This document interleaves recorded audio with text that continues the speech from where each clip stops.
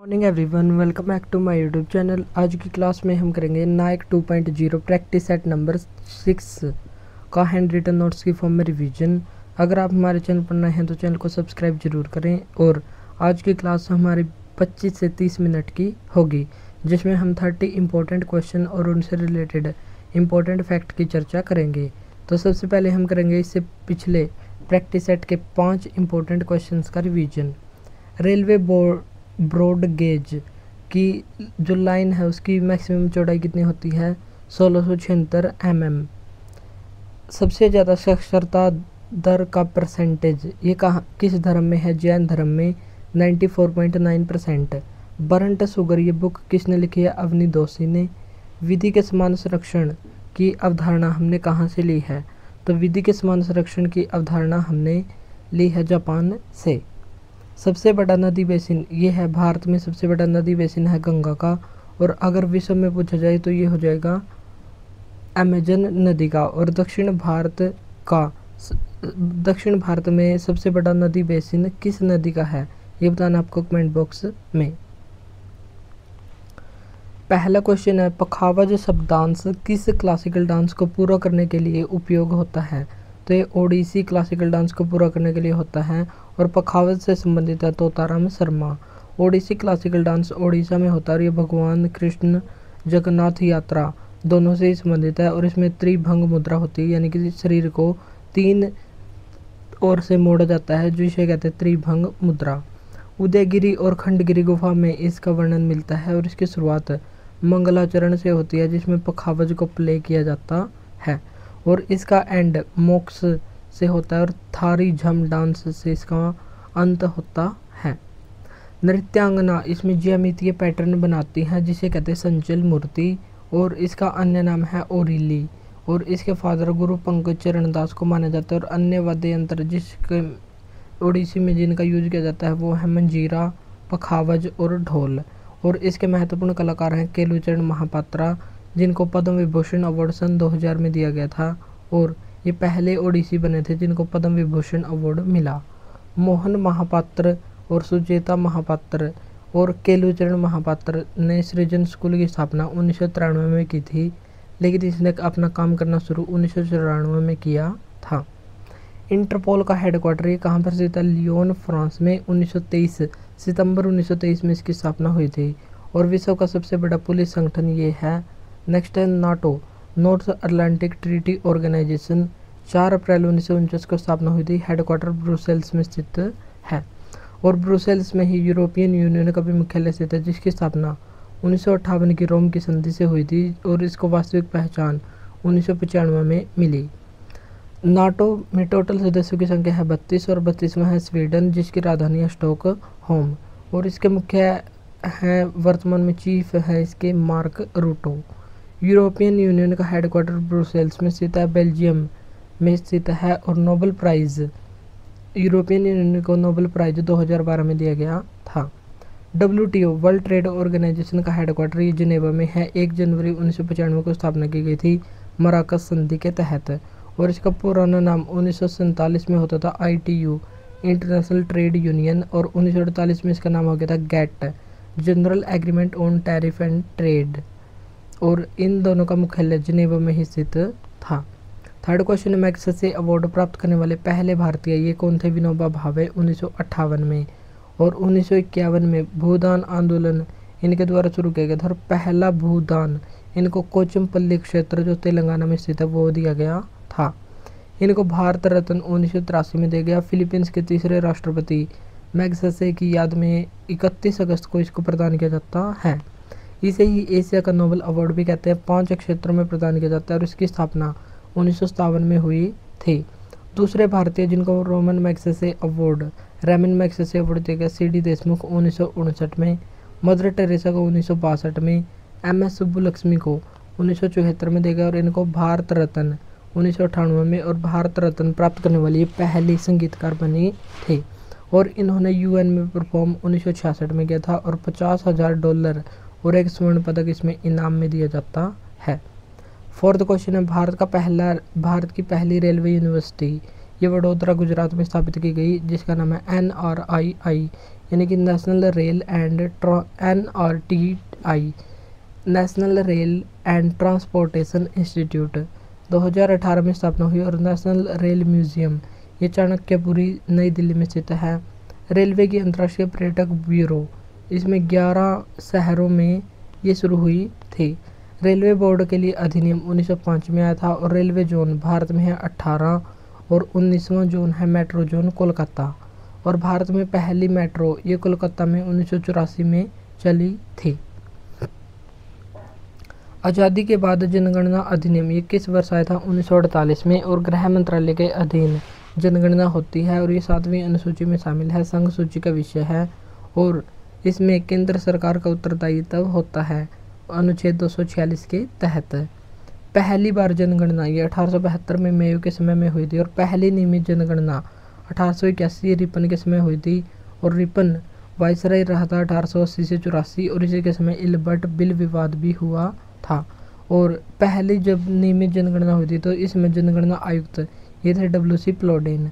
स्वतंत्र भारत की पहली जनगणना 1951 में हुई थी। और जनगणना आयुक्त ये थे WM येट्स और RA Gopal Swami.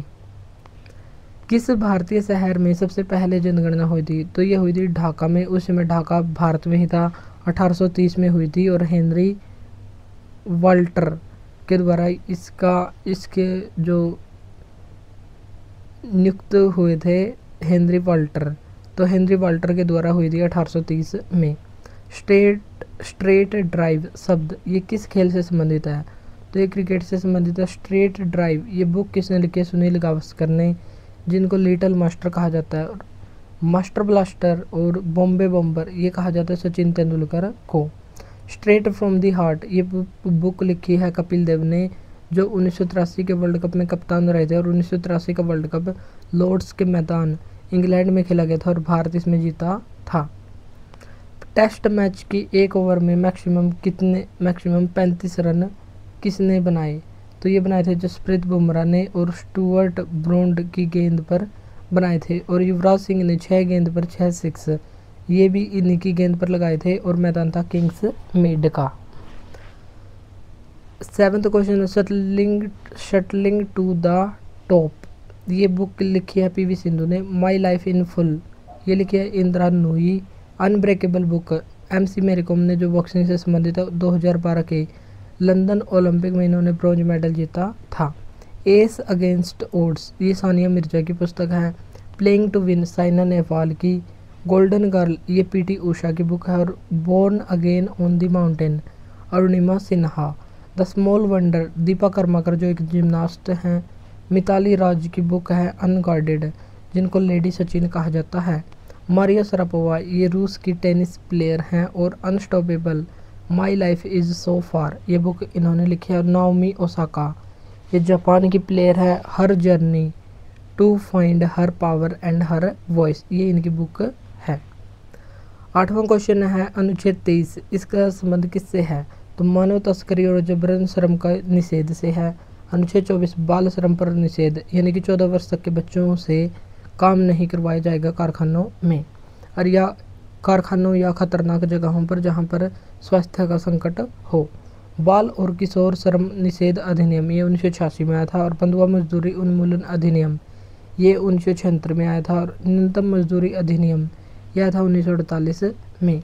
Fundamental rights केवल भारतीयों को प्राप्त ये कौन कौन से हैं? तो ये हैं 5 अनुच्छेद 15, अनुच्छेद 16, 19, 29 और 30। इसके अलावा सभी व्यक्तियों को मौलिक अधिकार प्राप्त है। अगर मौलिक अधिकारों का उल्लंघन हो जाए तो सुप्रीम कोर्ट किस अनुच्छेद के तहत 5 प्रकार की रिट को जारी कर सकता है? अनुच्छेद 32 के तहत और हाई कोर्ट अनुच्छेद 226 के तहत। और ये 5 रिट हैं, जैसे हैबियस कॉर्पस यानी कि बंदी प्रत्यक्षीकरण। इसका मतलब होता है कि जो भी बंदी बनाया गया है उसको 24 घंटों के अंदर कोर्ट में पेश किया जाए। तो सशरीर पेश करना, तो ये हो जाएगा हैबियस कॉर्पस। नेक्स्ट होता है मैंडेमस या परमादेश। इसका मतलब होता है हम आदेश देते हैं, अधिकारी काम न कर रहा हो तो कोर्ट के द्वारा आदेश दिया जाता है कि तुम अपना काम करो। क्यों वारंटो या अधिकार परीक्षा, जिसका अधिकार नहीं है वो कार्य करने पर सुप्रीम कोर्ट के द्वारा कहना कि किस अधिकार से। अगर कोई पुलिस वाला नहीं है और वो पुलिस की ड्रेस पहनकर जनता को परेशान कर रहा है तो कोर्ट उसको कह सकता है कि तुम किस अधिकार से ये काम कर रहे हो। तो कि जिसका अधिकार नहीं है वो कार्य करने पर सुप्रीम कोर्ट के द्वारा कहना कि तुम किस अधिकार से ये काम कर रहे हो। उत्प्रेषण का होता है मंगा लेना या मांग लेना। हाई कोर्ट में अगर कोई मामला चल रहा है और सुप्रीम कोर्ट अगर चाहे तो उसको अपने पास मंगवा सकता है, इसे कहते हैं उत्प्रेषण। प्रतिषेध का मतलब होता है सुप्रीम कोर्ट के द्वारा निचले कोर्ट में हाई कोर्ट, सेशन कोर्ट सभी कोर्ट आ जाते हैं और सुप्रीम कोर्ट के द्वारा निचले कोर्ट पर रोक लगाई जाती है, तो इसे कहते हैं प्रतिषेध या मनाही। DPSP directive principle of state and policy, ये अनुच्छेद 36 से 51 भाग 4 में है और ये आयरलैंड के संविधान के अनुच्छेद 45 से हमने लिए हैं और आयरलैंड में भी ये स्पेन से ग्रहण किए गए हैं। और आयरलैंड से हमने 3 प्रावधान लिए हैं जिसको हम याद कर सकते हैं END। एंड से ई से हो गया इलेक्शन ऑफ प्रेसिडेंट, एन से हो गया नॉमिनेशन इन राज्यसभा जो 12 सदस्य होते हैं और डी से हो गया DPSP किसी भी न्यायालय द्वारा लागू नहीं किया जा सकता, यानी कि ये परिवर्तनीय नहीं है, ये वाद योग्य नहीं है, यानी कि अगर राज्य चाहे तो अपनी इच्छा अनुसार इनको लागू कर सकता है और अगर न चाहे तो कोई भी कार्रवाई नहीं होगी। DPSP का उद्देश्य क्या है? कल्याणकारी राज्य की स्थापना करना इसका मुख्य उद्देश्य है। और DPSP को संविधान की अनोखी या अनूठी विशेषता, ये डॉक्टर भीमराव अंबेडकर ने कहा है। DPSP को लक्ष्य और आकांक्षाओं का घोषणा पत्र, ये KC वहीयर ने कहा है। और बैंक का संविधानुसार चेक, ये KT साहा के द्वारा कहा गया है। अंग्रेजों के विरुद्ध विद्रोह पर जनजाति समूह, पहला जनजाति समूह ये कौन सा था? खासी विद्रोह था। कोल विद्रोह ये 1831-32 में झारखंड में हुआ था। मुंडा विद्रोह 1895 से 1900 के बीच बिरसा मुंडा के नेतृत्व में झारखंड में हुआ था और इसे ही उल गुलान विद्रोह के नाम से भी जानते हैं। खासी विद्रोह 1829 से 33 के बीच हुआ था और संथाल विद्रोह 1855 से 56 में हुआ था और ये झारखंड के राजमहल की पहाड़ियों में हुआ था और इसमें 4 भाई थे, सिद्धो, भैरव, चांद और कान्हू, इनके द्वारा भाग लिया गया था। भील विद्रोह 1812 से 19 के बीच महाराष्ट्र में हुआ था। वेल्लुथम्बी विद्रोह ये केरल में हुआ था 1808 से 9 के बीच। कूका आंदोलन पंजाब में हुआ था 1840 में। गडकरी रिवोल्ट ये होता 1844 में महाराष्ट्र में। और रंपा रिवोल्ट 1879 में हुआ था आंध्र प्रदेश में। जिया तरंग आंदोलन ये कहाँ पर शुरू हुआ था? मणिपुर में। और यहाँ पर रानी थी रानी गैडिल्यू के नेतृत्व में शुरू हुआ था। और पंडित जवाहरलाल नेहरू ने रानी गैडिल्यू को नागाओं की रानी, क्वीन ऑफ नागाज कहा था। फकीर रिवोल्ट ये होता बंगाल में 1776-77 में। नेतृत्व किया था मजमून शाह और चिराग अली ने। सन्यासी विद्रोह 1763 से 1800 के बीच हुआ था बंगाल में और जिसका जिक्र आनंद मठ पुस्तक में मिलता है जो बंगाली भाषा में लिखी गई है और इसके राइटर हैं बंकिम चंद्र चटर्जी। और इसी पुस्तक से हमने अपना राष्ट्रीय गीत वंदे मातरम यहीं से लिया है। बंगाल में अकाल पड़ गया था, तीव्र अकाल 1770 में। और अहोम विद्रोह ये असम का पुराना नाम है अहोम और ये हुआ था 1829 से 33 के बीच। गोमधर कुंवर के नेतृत्व में ये हुआ था। पागलपंथी विद्रोह ये 1813 से 33 के बीच वेस्ट बंगाल में होता और इसके संचालक थे करम शाह और टीपू। पाइका रिवोल्ट ये होता ओडिशा राज्य में और बक्सी जगबंधु के नेतृत्व में ये हुआ था। सती प्रथा का अंत किसके प्रयासों से हुआ था? सती प्रथा का अंत हुआ था राजा राम मोहन राय के प्रयासों से, लेकिन अंत किया था बंगाल जो भारत का गवर्नर जनरल बना था बेंटिक, तो बेंटिक के द्वारा इसका खात्मा किया गया था 1829 में। मद्रास और बम्बई में इसको ख़त्म किया गया था 1830 में और बंगाल में ख़त्म हुई थी 1829 में। इसका उल्लेख भानुगुप्त के एरन अभिलेख में मिलता है, यानी कि सती प्रथा का पहला उल्लेख भानुगुप्त के एरन अभिलेख जो 510 AD का है इसमें मिलता है। ईश्वर चंद्र विद्यासागर इन्होंने विधवा पुनर्विवाह पर बल दिया और इन्हीं के प्रयासों से विधवा पुनर्विवाह अधिनियम आया 1856 में। इसकी रूपरेखा या मसौदा डलहौजी के समय तैयार हो गया था लेकिन लागू हुआ था कैनिंग के समय 1856 में ही। कर्नल स्लीमैन इन्होंने ठगी प्रथा का अंत किया था। बहराम जी मालाबारी इन्होंने बाल विवाह को रोकने के प्रयास किए थे। 15 क्वेश्चन है। भारतीय ब्रह्म समाज की स्थापना ये 1865 में केशव चंद्र सेन के द्वारा की गई थी। तत्वबोधिनी सभा 1839 में देवेंद्रनाथ टैगोर के द्वारा की गई थी। सत्यशोधक समाज की स्थापना ज्योतिबा फुले के द्वारा की गई थी 1873 में। और इनकी एक बुक भी है जो मराठी भाषा में लिखी गई है जिसका नाम है गुलामगिरी। तो आपको बताना है कि गुलामगिरी बुक का हिंदी अनुवाद किसके द्वारा किया गया था। The servants of India society, इसकी स्थापना 1905 में गोपाल कृष्ण गोखले के द्वारा की गई थी। अगर पूछा जाए गांधी जी के राजनीतिक गुरु का नाम था गोपाल कृष्ण गोखले और गोखले के गुरु का नाम ये था महादेव गोविंद रनाडे, तो ये भी हमको रखना है ध्यान। आत्मीय सभा की स्थापना 1815 में राजा राम मोहन राय के प्रयासों से। प्रार्थना समाज की स्थापना 1867 में आत्माराम पांडुरंग, आर.जी. भंडारकर और एम.जी. रनाडे तीनों ने मिलकर की थी। आदि ब्रह्म समाज की स्थापना 1865 में देवेंद्रनाथ टैगोर के द्वारा।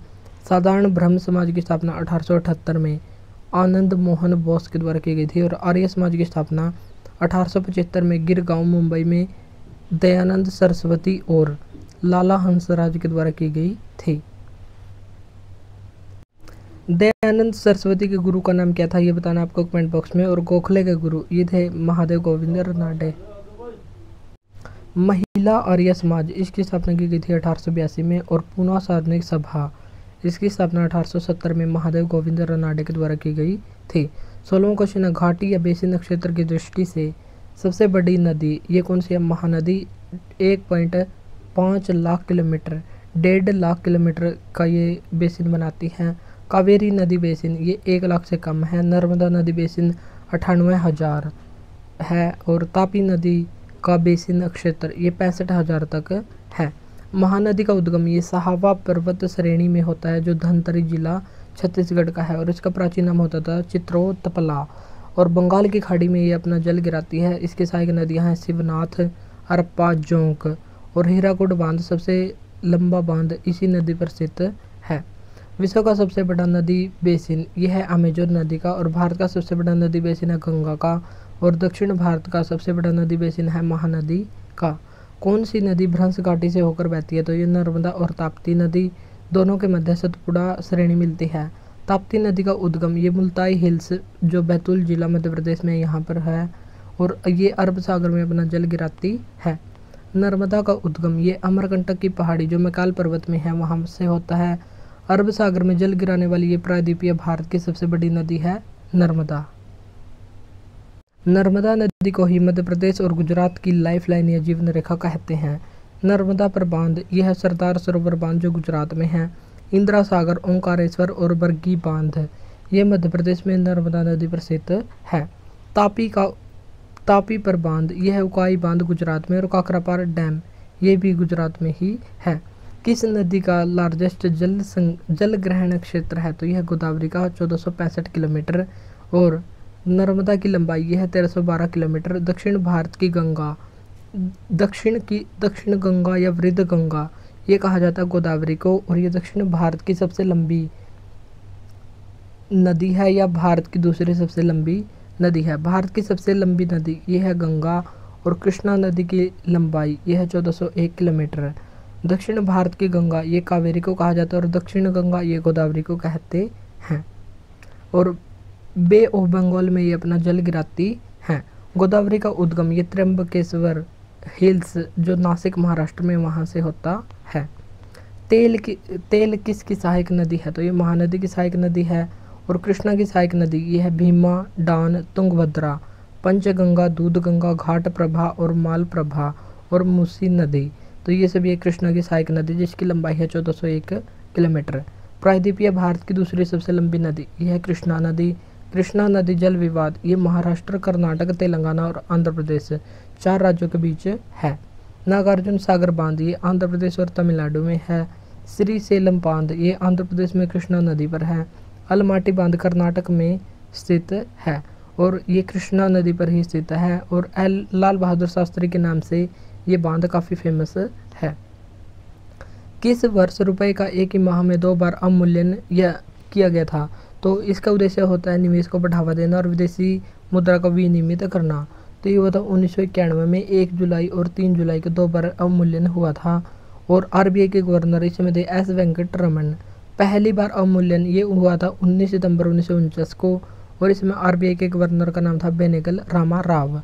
1991 को भारत का आर्थिक सुधार वर्ष कहते हैं, क्योंकि भारत के द्वारा एलपीजी लिबरलाइजेशन, प्राइवेटाइजेशन और ग्लोबलाइजेशन की पॉलिसी को अपनाया गया था। और दूसरी बार अवमूल्यन ये हुआ था 6 जून 1966 को, और आरबीआई गवर्नर इस समय थे पीसी भट्टाचार्य। और आज़ाद भारत के पहले आरबीआई गवर्नर ये थे सीडी देशमुख, और आरबीआई के पहले गवर्नर ये बने थे ओसबोर्न स्मिथ। और 2016 में प्रधानमंत्री मोदी के द्वारा एक आर्थिक निर्णय लिया गया था, उसका नाम क्या था? तो ये किया गया था विमुद्रीकरण, डिमोनेटाइजेशन किया गया था 8 नवंबर 2016 को रात के 8 बजे। और surgical strike on black money इसको कहा जाता है, जिसमें 500 और 1000 रुपये के नोट बंद कर दिए गए थे। इसका उद्देश्य था काला धन को बाहर लाना और नकली मुद्रा को रोकना और डिजिटल कैशलेस इकोनॉमी की ओर जाने के लिए इसको विमुद्रीकरण को किया गया था।